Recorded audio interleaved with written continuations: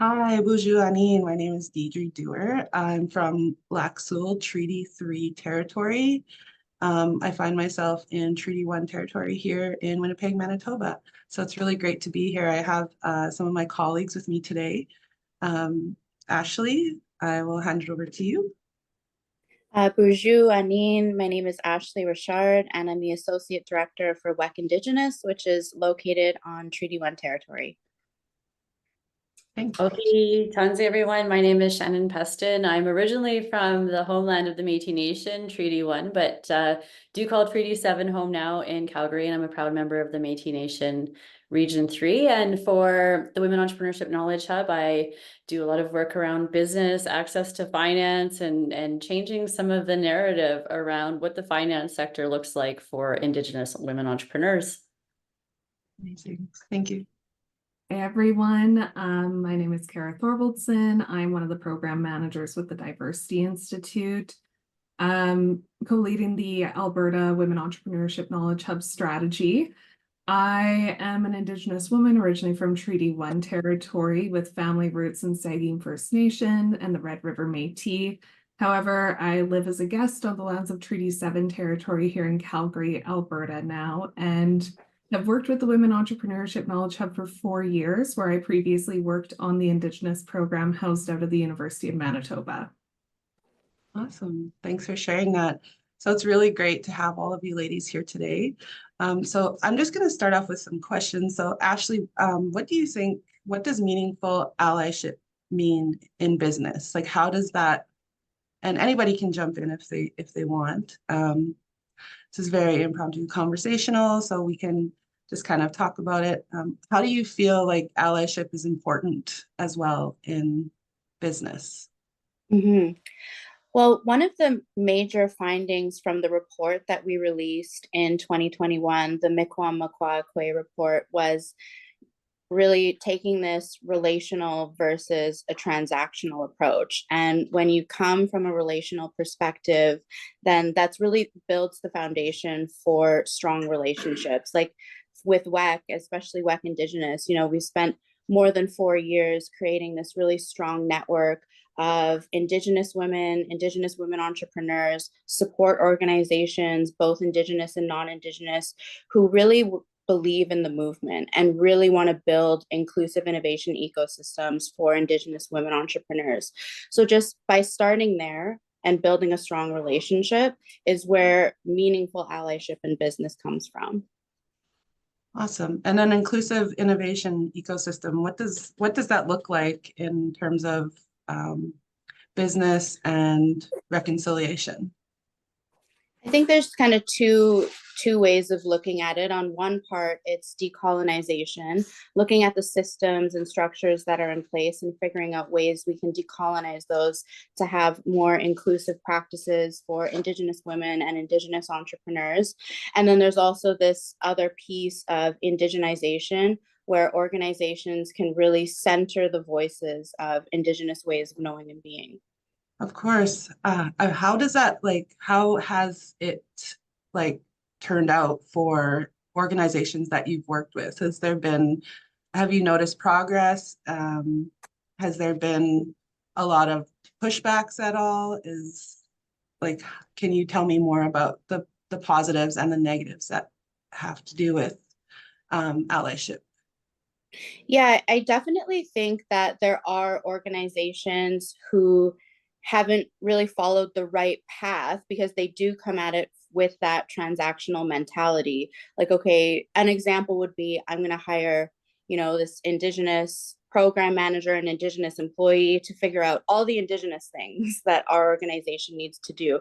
Whereas there's organizations who will come at it from another perspective where it's like, the onus doesn't just fall on one person. It's about creating a culture of inclusivity at all levels throughout the organizations. And those are the organizations who I've seen do really well in allyship. That's awesome. Love to hear that. So I'm just wondering too, what does that mean to you? Like, what does economic reconciliation mean to you and allyship? Like, how are they intertwined? Um, I think that in order to be a meaningful player in economic reconciliation, you do still come from that relational approach, and always including Indigenous communities right from the get-go so that their voices are heard right from the foundational creation of whatever it is that you're working on. Because when you involve the communities that you're hoping to influence or benefit in any way, you'll fail less often if you just include their opinions right from the beginning. Awesome. If I can jump in there, Ashley, I just want to add that in our research, a lot of things that we have heard from Indigenous entrepreneurs and organizations when they're working with non-Indigenous allies or organizations that are coming into their community is that they, what was the words that they used? Nothing for us without us. So when we're coming into these communities or working with Indigenous organizations as, say, a non-Indigenous counterpart or someone from outside of the community, we really need to step away from that mindset of this is how we've always done things, this is how things are done. It's definitely very relational, and we need to be open to how can we work together and create an opportunity, a resource, or a program that is going to benefit the community in the way that they want it to. Like, how do we show up in a way that is meaningful and not just, hey, here we are, here's what we can do for you, and then see you later, you know, never talk to you again. We really want to reimagine what that whole process can look like and make it very collaborative between both communities. You know, I think back to some of the work that we've been able to do together over the last 4 years. And you talk about co-creation, Kara, and the importance of that. And Ashley, building these bridges towards truth and reconciliation of Indigenous and non-Indigenous organizations. And I think part of something that we need to celebrate is the research that we've been able to do over the last 4 years to highlight a lot of the barriers that Indigenous women face, particularly in entrepreneurship, and being able to bring in mainstream organizations, Indigenous organizations, and non-Indigenous organizations to tackle a lot of the challenges together. And so collectively, our voices became stronger around things like access to finance or access to social capital or overcoming stereotypes that we might think about or be confronted by as Indigenous women entrepreneurs ourselves. And when I think about the meaningful allyship, it was the power of, our individual voices are really important, but when we start to combine our individual voices into a collective voice, we saw changes. Like, for example, during COVID, we saw more targeted programming going to Indigenous women entrepreneurs because we're able to say, a lot of the Indigenous women couldn't access the relief programs, or we could have a voice of advocacy around the need for more connectivity from an internet perspective and getting the digital tools that are needed to hit more rural communities. And I feel like for us, we have listened as much as we have learned, and we have talked as much as we have listened. And it's always been in the spirit of moving forward together. And when I think about the most successful endeavors that we were able to realize together, it was really bringing everyone to the table, but in the spirit of moving forward together. Mm-hmm. Absolutely. And I will just note, Shannon, I noticed the artwork behind you is from one of those collaborative events that you're discussing, our Celebrating Indigenous Women Entrepreneurs event. You recognize that? Yeah. So I just moved, right? I just moved into a new place, so it's still kind of sitting on my floor until I can get it hung up. But you know what? This piece is really special to me. We were able to collectively organize an event here in Calgary for Indigenous women entrepreneurs, and we brought together our entire ecosystem. So that was all of the economic development agencies, Indigenous and non-Indigenous, but also Indigenous women entrepreneurs. We brought them in to share their stories, to talk about their businesses. We had women like Bobby Reset on our panel. We've had Magnolia Perron over from NACA on our panels. I'm trying to think of Heather Black was on our entrepreneurial panel. Kara, you're gonna have to nudge my brain because we had my brain too. Incredible speakers that day. But what we did is this was a blank canvas. the morning of the event. And we invited everybody to come and participate in the art for this. And as the spirit moved them throughout the day, it was an invitation to say, how is the spirit of truth and reconciliation moving in you right now? And this was the final outcome of the day. And it was actually really special because my mom was leading the art project, and my mom's a Métis artist. And so I just love that there's this piece here. But Kara, I love that you recognize that.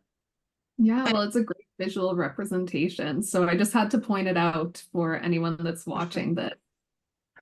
Yeah, we had a really, really fun, I guess that was over the period of a year, like Shannon and Kara, you really, spearheaded this Celebrating Indigenous Women Entrepreneurs event series. Then we were able to bring it, to Montreal in French, to Winnipeg, the heart of North America.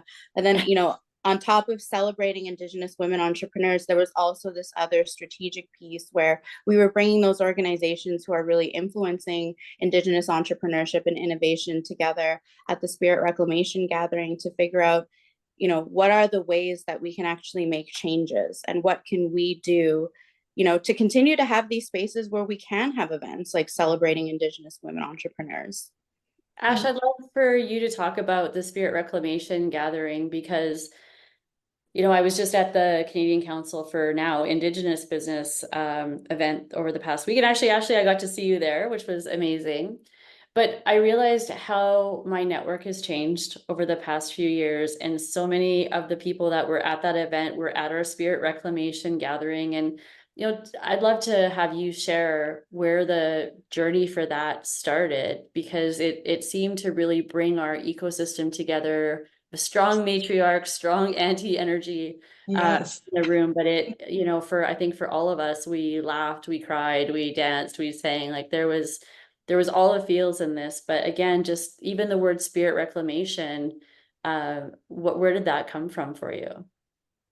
I think spirit reclamation was Michelle Young Crook's idea, and I don't know where she came up with it, but both Sarah Wolf and I loved it. So that was the direction we decided to take with, the branding of the event and the naming of the event. And, with the work that we did with WEKH in the very beginning, we started out with a very small group of, 4 Indigenous partners that we signed MOUs with. And then that group eventually grew into almost, I think, between 10 and 15 different organizations who are nationally supporting Indigenous entrepreneurs. And instead of signing MOUs, we came up with like a collective, I wouldn't say it was a charter. It was just something that we collectively wrote together in terms of the vision and where we're heading and where we're going. And once we came out of the pandemic and we could start doing things in person again, we tried to think of, well, what's something that we can do to bring everyone together to figure out how we can action some of the things that we committed to doing, and then some of the recommendations from the 2021 report. And I was so excited when the Indigenous Innovation Initiative wanted to partner with us on that and co-host it. And then we had, the amazing event planner, Michelle, on board to really put all the pieces together and bring that vision to life.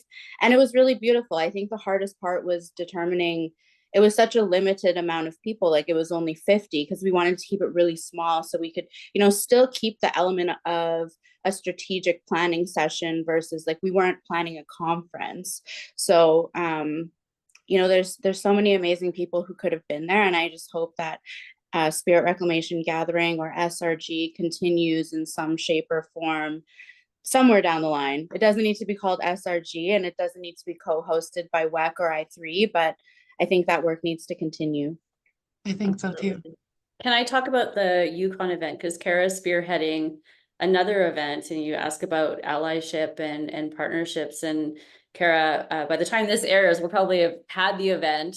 Yeah. Let's talk about the importance of like looking at regional differences. And in the North, it's very diverse in terms of women's entrepreneurship, but there's a big gathering of Indigenous women entrepreneurs in the North as well. But you're helping to spearhead an event as well, celebrating women entrepreneurs in the North. So tell us a little bit about that. Yeah, really excited. I think that it will probably have passed by the time this is viewable. But so June 5th, we're going to be having our Celebrating women entrepreneurs in the North, an afternoon gathering. So Shannon and I will both be up in the Yukon with some of our ecosystem partners, including Futurepreneur Canada, WEKH, Startup Canada Women's Fund, Entrepreneur, Uconstruct, Yukon University. Am I forgetting anyone, Shannon? I don't know. Again, this is the power of our relationships over the past few years. We have been surrounded by amazing. If I am forgetting anyone, I am truly sorry, because we just brought together this amazing group of organizations who are working nationally and regionally with all diverse women entrepreneurs.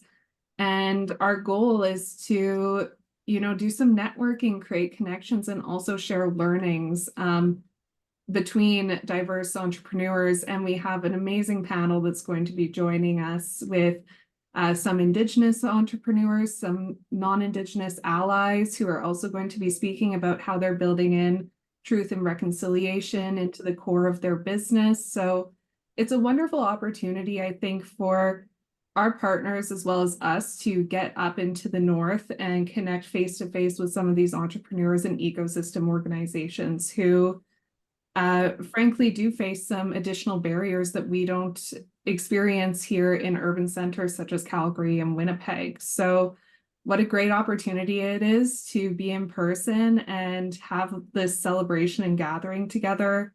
We're going to have some amazing catering, just focusing and highlighting local entrepreneurs. But as Shannon mentioned, a lot of the entrepreneurs and organizations are Indigenous or are very connected with the Indigenous community. So, we had conversations about how do we incorporate that into the event as well and showcase the diversity of the North, and how do we make sure that we're showing up as good allies when we come into this region and network that we don't necessarily operate in all of the time, and make sure that we're doing something meaningful and bringing together people so they can build those connections that maybe they wouldn't be able to do on a regular basis with some of our national partners. So am I missing anything, Shannon? I feel like I think you did a great recap. And, Deidre, I know you sort of started as our moderator and getting this conversation rolling, but I mean, you and Ashley are the national hub for Indigenous women's entrepreneurship. And, your perspective on allyships and partnerships, like where have you seen change, or what work still needs to be done? I've seen some change in the organizations that I work with, giving that, autonomous ability to let me do the work that I want to do, how I need to do it in order to get the job done. So that's some of the stuff that I feel is important in allyship, is like that trust that you have with other organizations, not like even in Indigenous organizations that kind of take a more colonial way of like the way they run their organizations too, right? So I feel like there's some work that needs to be done there as well, to like really trust our own people as well, and not be so I don't want to say lateral violence, but it does exist in some organizations still, and it is a barrier to economic reconciliation even within our own peoples and our own organizations. So that's what that means to me, and that's some of the work that I think that still needs to be done. Ashley, did you want to add anything? No, I think you summed it up, really well. Working nationally, you get to see how organizations and people operate in the different provinces and territories. And there's such, amazing and inspirational stories of organizations who really are making huge differences in their community, like entrepreneurs. I always reference them. They're just doing such amazing work. Awesome. So I want to bring up the last question for all of us. So what is Indigenous Peoples Day and what does it mean to you? So I'll go first. For me, Indigenous Peoples Day is like the summer solstice. It's the celebration. It's a powwow. It's just something that it's the longest day of the year. It has its significance, being warm and bright and just a time to come together. Anybody else? What does it mean to you, Ashley? To me, it's really celebratory. So I was really lucky to have grown up really closely to my grandmother, who, always brought me into community, always brought me into ceremony. That was how I grew up and how I experienced being in the Indigenous community. It wasn't until, years and years and years later that I learned about colonization and all of the things that had happened. These were things that my grandmother never told me. And so I find with National Indigenous Peoples Day and that celebratory nature, it brings me back to that place where, we are so much more, like we have so much to bring to the table and so much to celebrate as Indigenous people. So it just, I don't know, it gives me a really good feeling. Awesome. Shannon, what does National Indigenous Peoples Day mean to you? I love this question because for me, it just keeps getting deeper and deeper with every June that passes, in June 21st specifically. And, I didn't grow up with an Indigenous culture. I didn't get to celebrate for like 40 some years of my life because, for many Métis people, we grew up in a generation that was ashamed of our indigeneity. There was a denial to our indigeneity. And again, only as we come to understand, and I think this is such an opportunity for all Canadians to understand what our shared history is and what happened, and why so many people lost their culture, lost their connection to traditions, to language, and to really knowing who we are. And I think for me, celebrating is a whole new way of coming home to spirit and celebrating this opportunity to learn and connect back with my culture. The older I get, the more I understand I would say my purpose and why I'm here. And I see everything as being interconnected now. I see everything in spirit of relationships and interconnectedness, and just even being able to celebrate creator. Like there was a different level of spirituality that has come for me as I have been able to embrace and learn about my culture. So for me, it's a day certainly to celebrate the Métis culture, but all Indigenous cultures. And of course, there's so many different we're not just one peoples, right? We have different cultures, different protocols, different ceremonies. But for me, it's just an opportunity to celebrate a side of myself that I never really got to know until I was older. And now I can take what I've learned and pass it on to future generations. So that's what it means. That's beautiful. And like spirit is always within you, right? Like you can feel it. It's everywhere. It's just I know what you mean, and it makes my heart full that you said that. So thank you so much.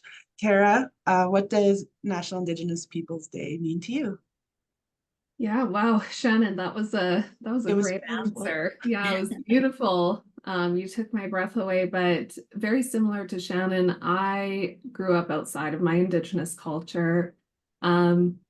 I didn't really know much about my Indigenous culture, my indigeneity until university when I actually met Ashley at the Asper School of Business. So Ashley and I go further back than my role at WEKH, but the day to me has definitely evolved as I've begun to uncover those parts of myself and really dive into what being an Indigenous woman means to me and how I can walk with that spirit and the spirit of my ancestors every day, not just on this specific day. But I think similar to everyone on this call, this day is a celebration for me. It's a chance for me to really showcase how proud I am to be an Indigenous woman and all of the other Indigenous women and individuals that I know in my life who are incredible and doing amazing work. And I'd love to celebrate with them and see how they are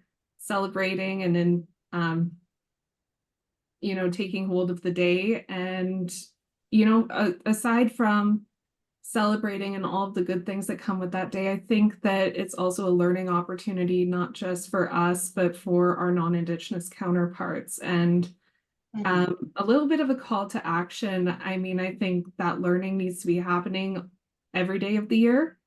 But, you know, June gives us a great platform to really have these conversations with organizations and individuals who maybe haven't been open to having that conversation in the past, or folks that are interested in learning but haven't known where to take that first step. So I really tried to utilize this month and this day in a way that not only celebrates, but also educates and informs others. So a few things that we're doing at the Women Entrepreneurship Knowledge Hub that I can announce from my own work. I know that everyone on this call has other things that they're working on as well, but we are launching on June 21st our Indigenous legal resource for Indigenous creatives. So we're going to be,